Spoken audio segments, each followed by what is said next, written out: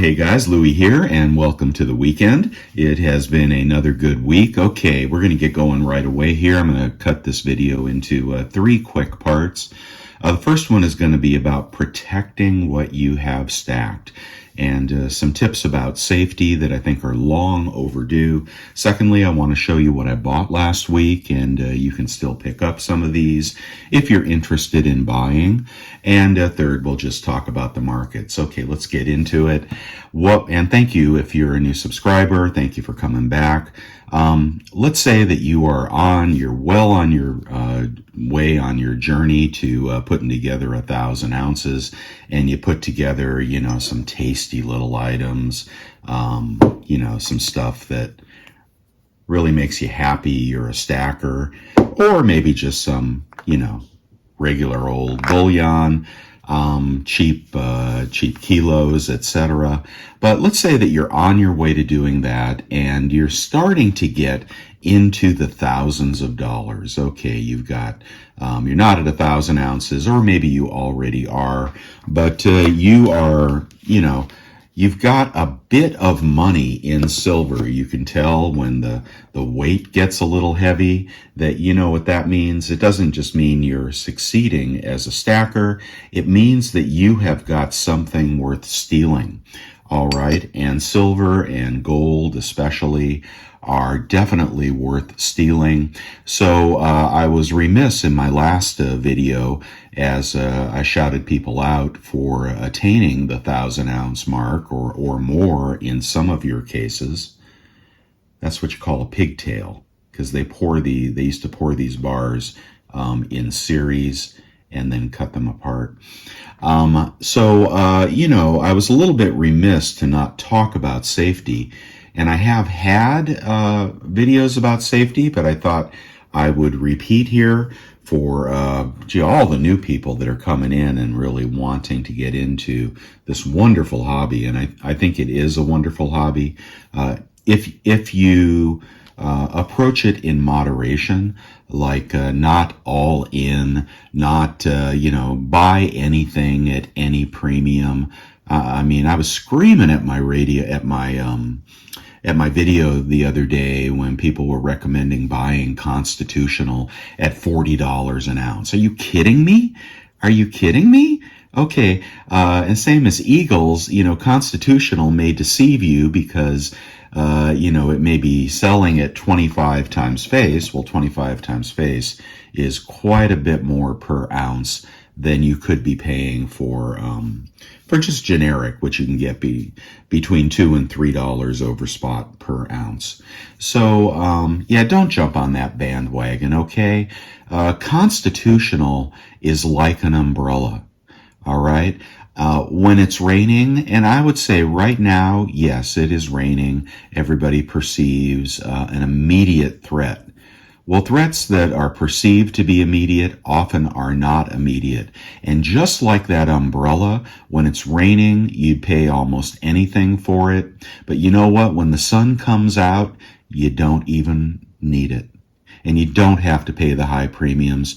So Constitutional will be at a high premium, and Constitutional will also at some point return to a lower premium. Don't jump on that bandwagon, guys. You just don't need to. All right, enough of that. You have put together a nice little stack, or a tube, or a couple of tubes, or, a bitchin' bar. Anyway, and maybe some gold. You have got something that needs to be protected. Now, I know a lot of people will say, I'm protecting mine with, steel and lead. Well, it's not always that easy because you're not always home, right? And you have to store it somewhere. I do not recommend storing all of your metals at home. And even if you have it in a safe in your home, there are home invasions, and when there's a gun to your wife's head, you may just give up that combination. All right. So I personally don't think that is the only way to protect yourself. I think the best way to protect yourself is anonymity. Okay. And this is very important because I have seen so many channels come and go on the basis of screwing this up. And maybe people even stopped stacking as a result of not practicing anonymity. All right. And if you're into trading, if you're into sharing stickers, whatever you're doing, here's some tips for you. And especially if you're buying through social media, here are some tips for you. That's my favorite George Washington pose sculpture, I believe. Beautiful. Love this little bar. Probably a Franklin Mint. Madison Mint. So here are some tips for you. Okay, first of all, anything that can be traced back to your personal residence or you is a danger to you. Once you've disclosed to people, well, let's back it up a little bit. First, don't tell people you stack. Don't tell your brother-in-law. Don't tell your coworkers. Don't tell, generally, people that are passing through your life. If you want to tell someone, find one good buddy, and I suggest this be someone even outside of your household, because if something happens to you, or you and your spouse, you want somebody outside your household to know that you have goodies buried somewhere in your house or all over the city, if possibly. So do find one good person to tell what you've got, where you've got it. This is someone you would trust with your life, because you are trusting them with your life. When you tell people that you have thousands of dollars potentially, or in some cases tens of thousands of dollars, you are trusting them with your life. So do have someone that you trust unequivocally to know what you're up to. Okay, aside from that, anonymity. How do you protect yourself? Well, in these days of social media, everybody is out to get your personal information, and they share it without you even knowing it. Gosh, I don't want to go too deep into this, but at some point, I was on Yahoo, and I had my email set up and whatnot, and I thought I was completely protected with, my handle, Losing Louie. And, I did a trade with somebody and told them to send me some cash for what I sold them. And the dude sent me a check, right? And he had gotten my name off of YouTube, even though I never shared that with him. Now, I thought ahead on this, and I put a false name on my YouTube description. This is the reason I am not on Facebook, because they require specific identification. These email suppliers, vendors, will share your name. So set yourself up a bogus email, put a bogus, name on it, like, Super Duper Stacker or whatever you want to call yourself. Do not include your personal information, your name, your address. Okay, here's another thing for you. Be very careful of handing out your phone number. Many of us, use our cell phone as our primary identifier. If you give somebody your cell phone number, you have given them your name, you have given them your address, you have invited them to come and rob and potentially even harm you or your loved ones. This is not worth having your loved ones harmed. So do not disclose your cell phone number or your home phone number. I only communicate through email, fictitious email not linked to me. I only communicate through Zoom, which can be done through that email. I'm very, very leery of Facebook, maybe Instagram, I don't know. When you're trading, do not give anyone your address to send you anything to. I mean, let's say that you score, something like that through a trade. You get it for $10 an ounce and they mail it to you, whatever, or they don't, but you have invited them into your residence to rob you. And again, no matter how well you're protected, you cannot secure your location once people know where you live. You're not superhuman, no matter how many, pieces of lead you possess or how good your security is. There will be somebody that will trip you up. Do you have house cleaners? Do you have gardeners? Do you have people that, you invite to spend the night sometimes? Do your kids, and I'm talking more about older kids, but do your kids have friends that possibly have drug habits? Telling people that you have this stuff in the house is an invitation to lose it. Best case is you lose it all, right? Worst case is you lose something far more precious to you. So anyway, do not give out those numbers. Do not trade to your personal residence. Okay, the way that I trade and I sell and all the way down to my eBay store is a P.O. box. If you're really dead set on trading in the community, you find that fun, maybe you're getting some great deals, maybe you're getting ripped off, I'm not sure, that all those things can happen, but have a P.O. box and find the cheapest P.O. box you can find, because they are getting quite expensive. I mean, God, I think mine's up to like $400 a year now. So search for that P.O. box, the cheapest one you can find, and don't make it in your direct city, near your neighborhood. Do not show your face. Okay, people, out there, a lot of people watch these videos. If you wind up having a successful channel, somebody will, they'll tune in on you, and then you have disclosed it. There have been, and there always will be, people on YouTube searching channels for people that they can they can fake out of their silver, they can rob for their silver, they can give you a story about having, some great stuff they need to move right away. Just send me the money. And you never see the silver. I have known several scammers on YouTube, all of which were theoretically trusted members of the community. And in the end, they made off with some pretty good money, or silver. So don't show your face. Don't give out your personal residence. Create a fake email channel. Don't give out your phone number. All these things can be traced back to you.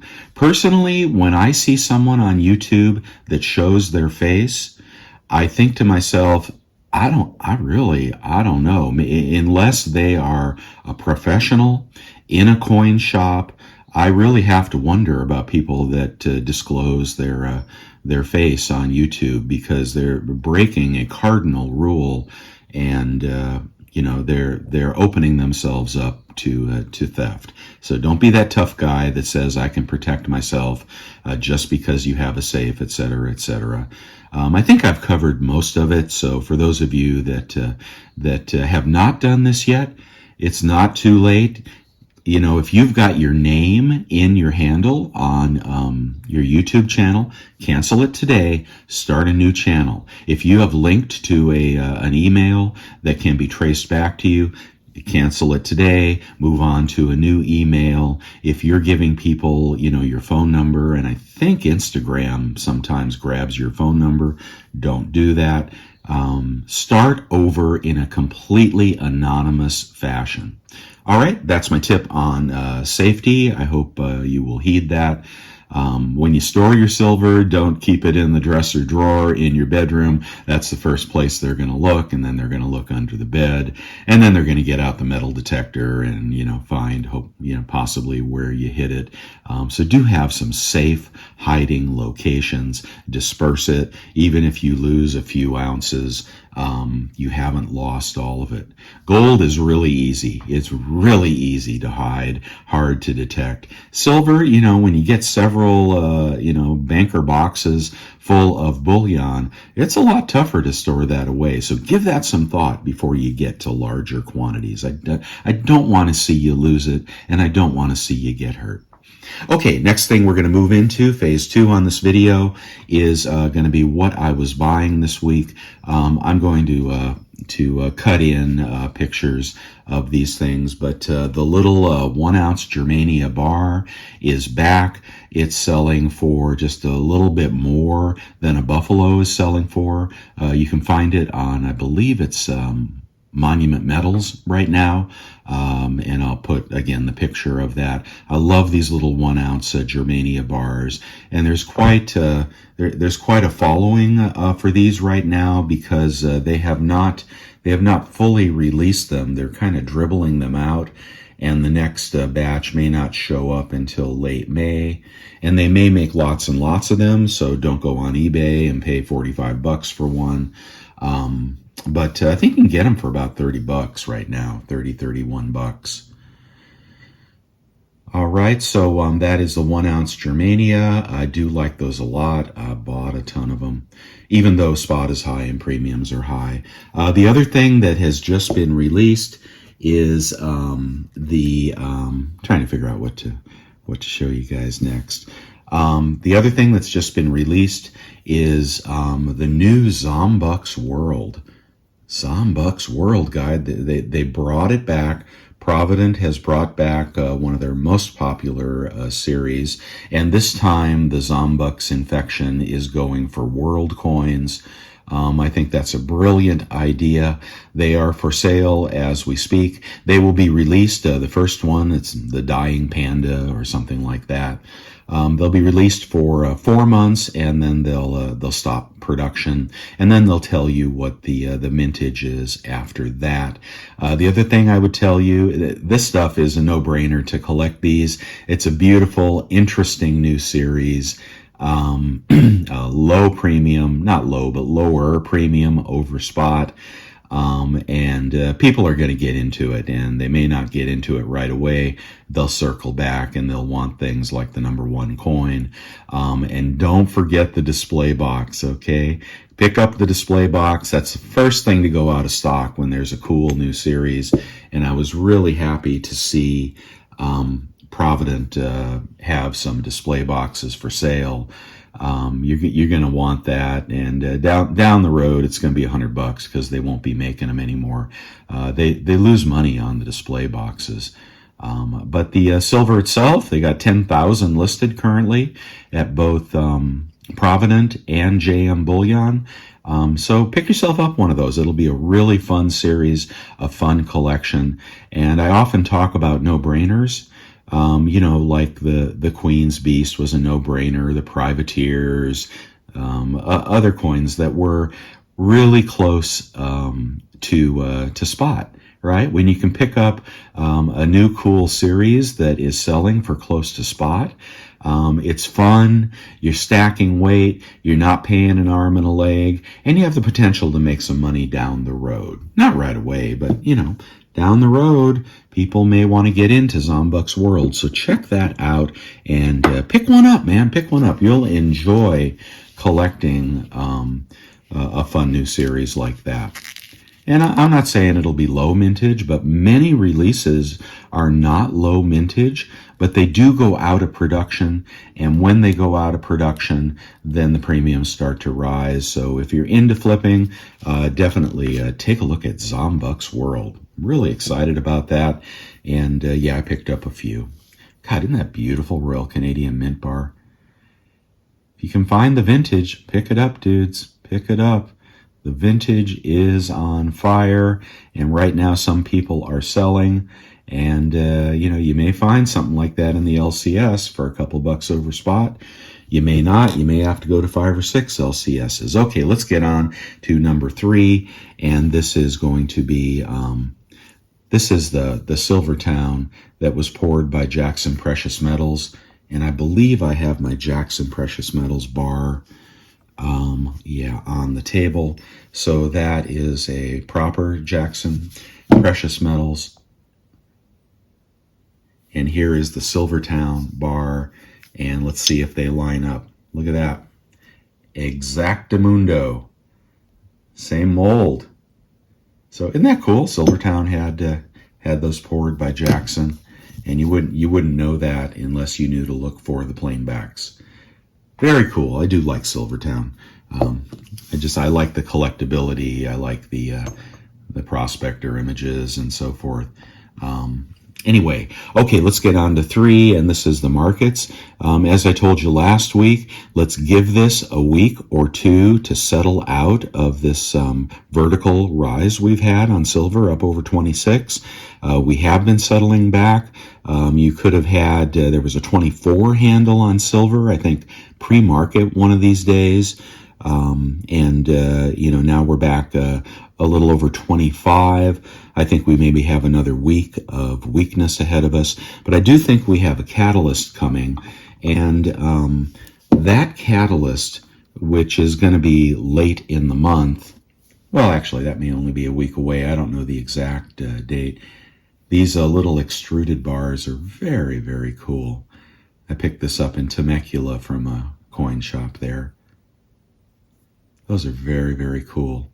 There's a lot of different iterations of, Crown Mint or, I forget. I don't have my glasses on for that. But anyway, I think there's a catalyst coming later in the month, and that may just be GDP. I still think the stock market is going to get destroyed here pretty soon. I'll give you a good look at that one. I do think stock market will be going down. The catalyst for gold and silver, and we may see some weakness. Watch the reflection on that. We may see some weakness over the next week because, again, we're retracing, we're consolidating.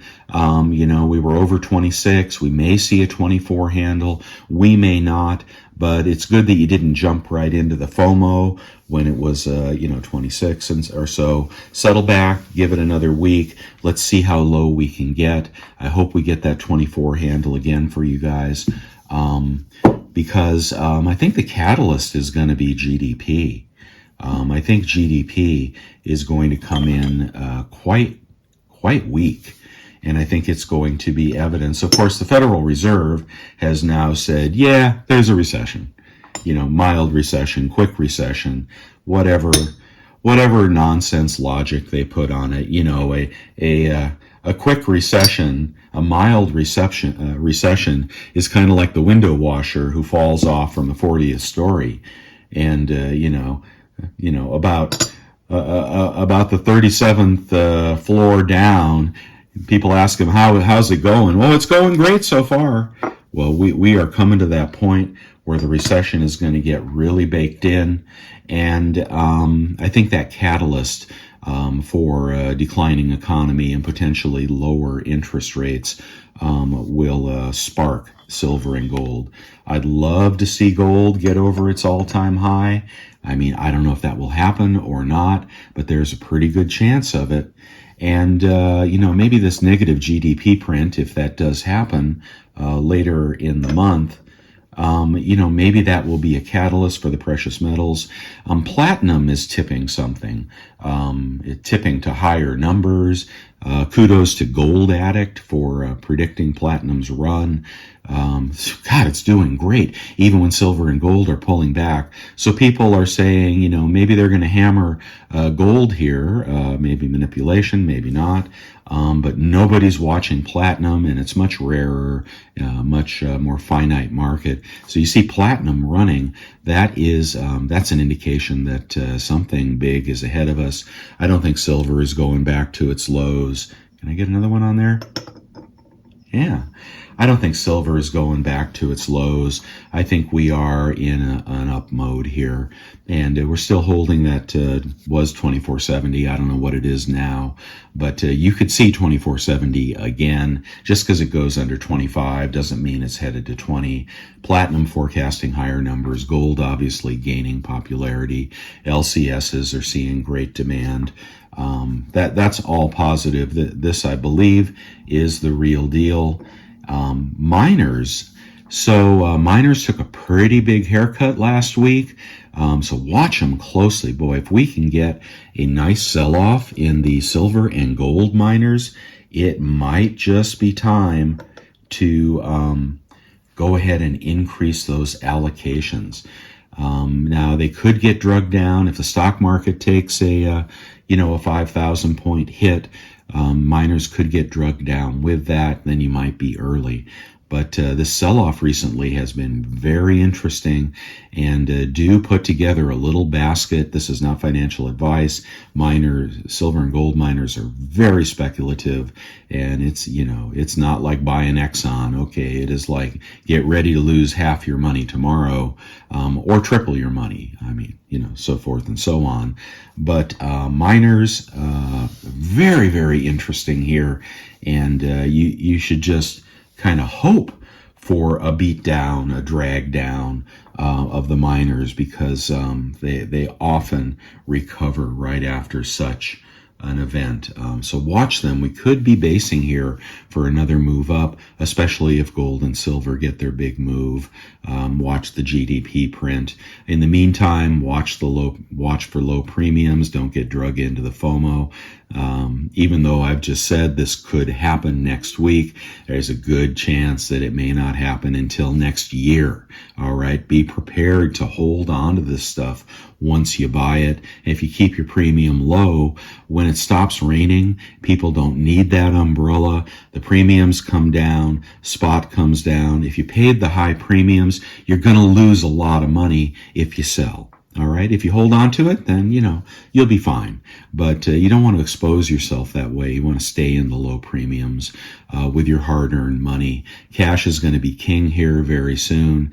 And recession is coming to a town or a job near you. So do keep your cash at hand. Keep an eye on the gold and silver and the platinum.